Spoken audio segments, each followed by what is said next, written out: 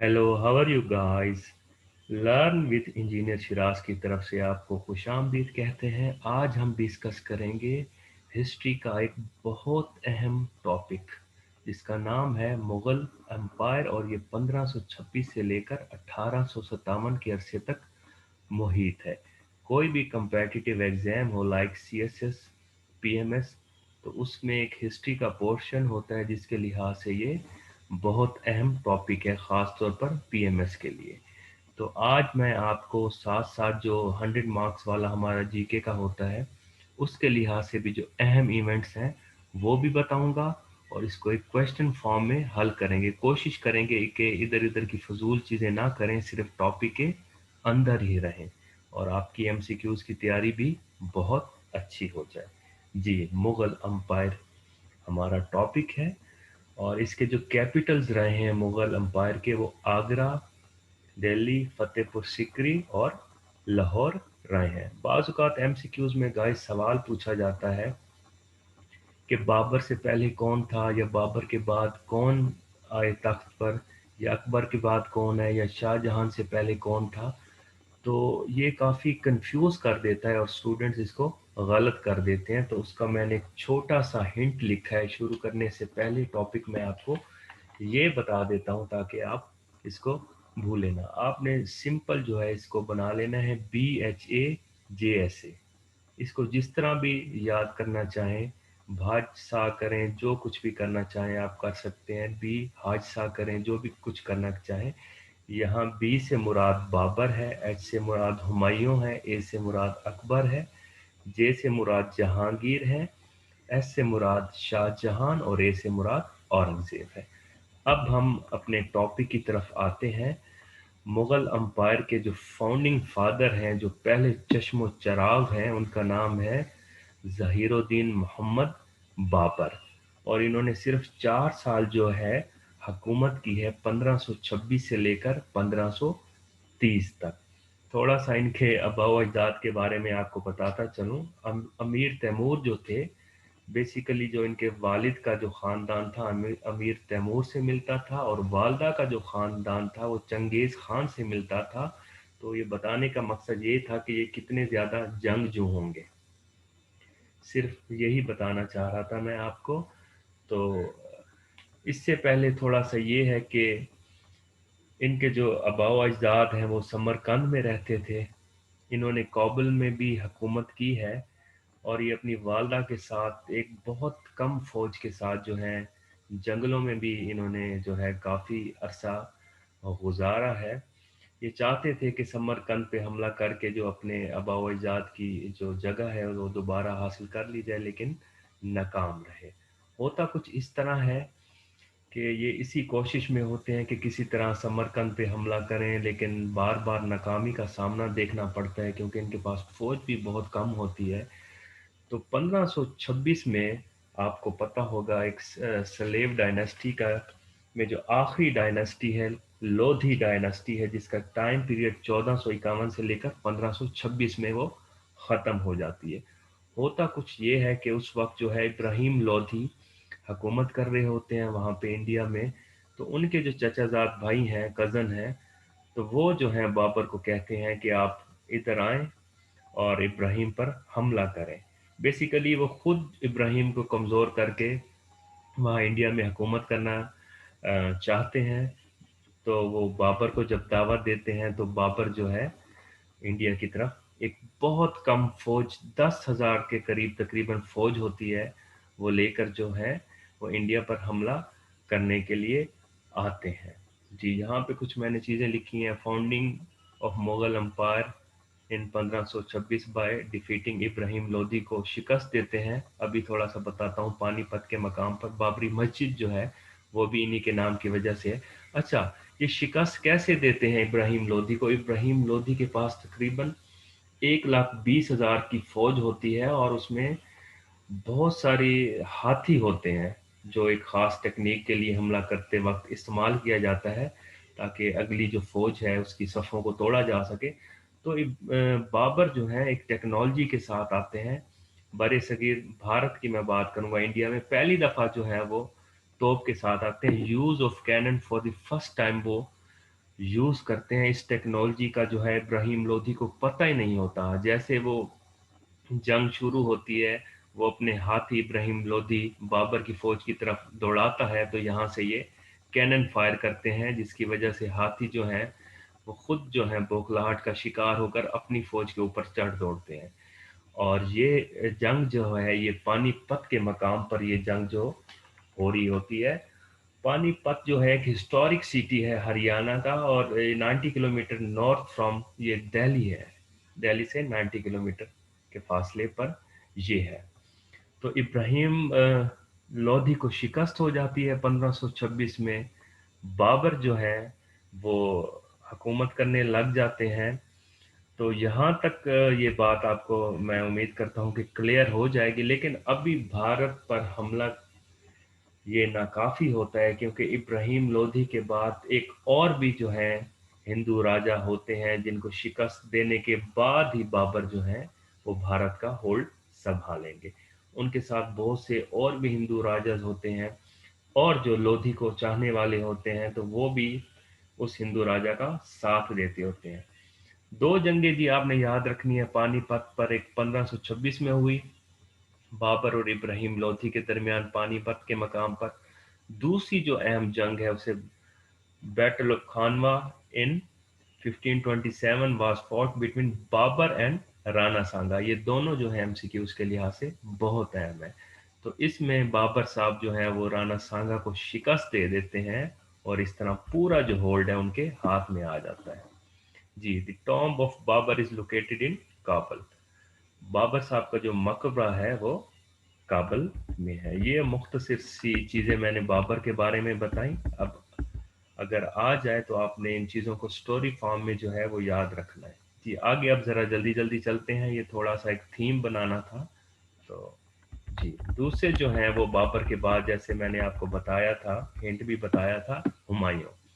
नसीरुद्दीन हुमायूं जो है वो दूसरे चश्मो चराग हैं बाबर के बाद मुगलिया खानदान के। जी, अच्छा, इनकी हुकूमत के दो फेज हैं, एक 1530 से 40 तक, एक 1555 से 1556 तक। दरमियान में एक और शख्सियत आ जाती है जिसका नाम है शेर शाह सूरी। उन्होंने हुकूमत की, वो मैं सब आपको बताता हूँ। जी, हुमायूं फर्स्ट रेन 1530 से 1540 तक हो गया, सेकंड 1555 से 1556, यानी एक साल का। अगर कुल मिलाए जाए तो 11 साल इनकी हुकूमत बनती है। शेर शाह सूरी ने दो दफा जो है वो हुमायूं को शिकस्त दी। जब शेर शाह सूरी ने हुमायूं को शिकस्त दी, हुआ यूं कि हुमायूं जो है वो फिर भाग जाता है, ईरान की तरफ चला जाता है। वहां पे ये जाके कहा जाता है कि शिया मजहब तस्लीम करता है, वहां पे शादी करता है, और उससे ही अकबर पैदा होता है जो इसके बाद आने वाला है। तो फिर ये अपने आबाओ अजदाद का जो इलाका है उमरकोट सिंध, उमरकोट सिंध आ जाता है। 1555 में जो है वो शेर शाह सूरी की डेथ हो जाती है। तो उसके बाद जो है क्या कहते हैं 1545 में, सॉरी, शेर शाह सूरी की डेथ हो जाती है। उसके बाद बाबर फिर इधर आ जाता है और बिल आखिर उसके बेटे को शिकस्त देता है 1555 में, और 1556 में जो है खुद हुकूमत संभाल लेता है। थोड़ा सा मैं शेर शाह सूरी के बारे में बताना चाहूँगा, ये बहुत ज़्यादा अहम है एमसीक्यू उसके हवाले से। शेर शाह सूरी का जो असल नाम था वो फरीद खान था। 5 साल की इनकी हुकूमत है, 1540 से 1545 तक। और इन 5 साल में शेर शाह सूरी ने कमाल के काम किए हैं, जिसको सराहना चाहिए। अच्छा, इनका ओरिजिनल नाम जो था ये फरीद खान था। इन्होंने बाबर के पास भी काम किया है, हुमायूं के जो वालिद थे पहले बाबर, उनके पास भी काम किया है। हुआ यूं है कि इनका शेर शाह सूरी नाम कुछ इस तरह पड़ा। इन्होंने तन्हा जो है एक शेर को मारा था। तो उस वक्त के जो बादशाह ने ये सब कुछ देखा, वो बाबर नहीं था, एक और बादशाह था जिनके पास ये पहले काम करते थे। तो इनकी बहादुरी देकर उन्होंने इनका नाम शेर शाह सूरी रख दिया था। तो इन्होंने बाबर के लिए भी काम किया। Humayun was defeated the battle of Chausa इन 1539। मैंने बताया ना, शेर शाह सूरी ने दो दफा हुमायूं को शिकस्त दी थी। पहली दफा जो दी थी वो बैटल ऑफ चौसा में दी थी 1539 में, और दूसरी दफा दी थी बैटल ऑफ कोनाज में 1540 में। اور اس کے بعد جو ہے ہمایوں ایران بھاگ گئے تھے. جی. گل بدن بیگم راٹ ہمایوں نامہ. ہمایوں نامہ جو ہے گل بدن بیگم نے لکھا تھا. شیر شاہ سوری کے جو مشہور کام ہیں ان میں دو کام میں آپ کو بتانا چاہوں گا. ایک گریٹ ٹرنک روڈ ہے جی ٹی آر جسے کہتے ہیں, ایم سی کیوز میں پوچھا جاتا ہے, اس وقت کا یہ سی پیک تھا. اور ایک فسٹ پوسٹل سسٹم جو ہے وہ بھی انہوں نے انٹروڈیوس کروایا تھا. درختوں کے ارد گرد جو ہے سڑکوں کے ارد گرد جو درخت ہے وہ بھی انہی نے لگائے تھے. سرائے خانہ جہاں پہ مسافر آ کر بیٹھتے تھے, آرام کرتے تھے, ان کو کھانا دیا جاتا تھا, وہ بھی ان کے کارناموں میں ایک کارنامہ ہے. جی. اس کے بعد 1555 سے 56 تک جو ہے ایک سال پھر ہمایوں کا دور آ جاتا ہے. شیر شاہ سوری کے بیٹے کو شکست دیتے ہیں. Humayun died due to sudden fall from the staircase of his library. یہ بھی پوچھا جاتا ہے کہ کون سا بادشاہ تھا مغلیہ حکومت کا جو سیڑھیوں سے گرا تھا اور اس کی ڈیتھ ہو گئی تھی. وہ ہمایوں تھا. بعض لوگ یہ بھی کہتے ہیں کہ ان کو سٹار دیکھنے کا شوق تھا, علم نجوم کا, تو اس کو دیکھ رہے تھے تو گرے. باز یہ لائبریری والی بات کرتے ہیں, تو یہ چیز آپ نے یاد رکھنی ہے. جی. تیسرے جو بادشاہ بنتے ہیں مغلیہ خاندان کے, جلال الدین محمد اکبر. صحیح معنی میں اگر شہنشاہ کہا جائے تو وہ جلال الدین محمد اکبر کی شخصیت ہے. بہت لمبا ان کا دور ہے حکومت کا, تقریباً 49 سال کا, 1556 سے لے کر 1605 تک. Almost 49 year reign. Most successful emperor ہیں یہ. اچھا. Empire boundaries from Bengal to Afghanistan and Kashmir to Deccan. ان کے دور میں جو ہے وہ باؤنڈریز جو ہے بہت زیادہ وسیع ہوئی. حکومت کی جو حدود ہیں وہ آگے کی طرف بڑھی. Married with Jodhaa by, a Hindu lady, was مادر آف جہانگیر. جودھا بائی سے انہوں نے شادی کی تھی جو ایک ہندو لیڈی تھی. وہ آپ کو پتہ ہوگا دین الہی کا, وہ بھی میں آپ کو تھوڑا سا بتاؤں گا. آگے چلتے ہیں. اکبر دین الہی. اکبر جو ہے وہ مختلف فرقوں یا مذاہب کے درمیان جو ہے وہ مناظرہ کرواتے تھے. تو شروع میں شیعہ اور سنی حضرات کے درمیان, پھر ہندوؤں, مسلمانوں, کرسچن, یہودی, مختلف لوگ جو ہیں وہ ان کے دربار میں آتے تھے اور وہاں پہ مناظرے ہوتے تھے. تو انہوں نے کہا کہ ہر دین میں, ان کا ماننا تھا کہ ہر دین میں کچھ نہ کچھ سچائی ضرور ہے. تو اسی بیس پہ انہوں نے دین الہی بنایا تھا, جس میں انہوں نے جو ہے وہ ہندوؤں پہ جزیہ ٹیکس جو ہے ختم کر دیا تھا. یہ تھا کہ آپ بغیر ہندوؤں میں بھی شادی ایون کر سکتے ہیں, جس طرح انہوں نے جودھا بائی میں کی تھی. تو کچھ اس طرح کے انہوں نے کام کیے تھے. آئین Akbari and Akbarnama was written in Persian language wrote by Abu Fazl. یہ بہت اہم ایم سی کیوز ہے اور اکثر آتا ہے. Bairam Khan was the commander in chief of Akbar. یہ بھی بہت زیادہ اہم ایم سی کیوز ہے. جی. The most famous musician at court of Akbar was Ramtanu Pandey یا تان سین. اکبر کے جی 9 رتن بہت مشہور تھے. 9 انٹیلیجنٹ شخص اس کے پاس تھے جن کی بیس پر اس کی جو ہے حکومت جو ہے وہ چل رہی تھی, جس میں میرے خیال میں مسلمانوں کے علاوہ ہندو بھی تھے, سکھ بھی تھے, مختلف مذاہب کے تھے. ان میں کچھ مشہور نام جو ہیں شیخ مبارک, شیخ فیضی, راجہ مان سنگھ, عبد الفضل, تان سین جیسے لوگ شامل تھے. جی. Akbar gave land for the construction of Golden Temple at Amritsar. Akbar نے جو ہے گولڈن ٹیمپل جو امرتسر میں تعمیر ہو رہا تھا اس کے لیے جگہ بھی دی تھی.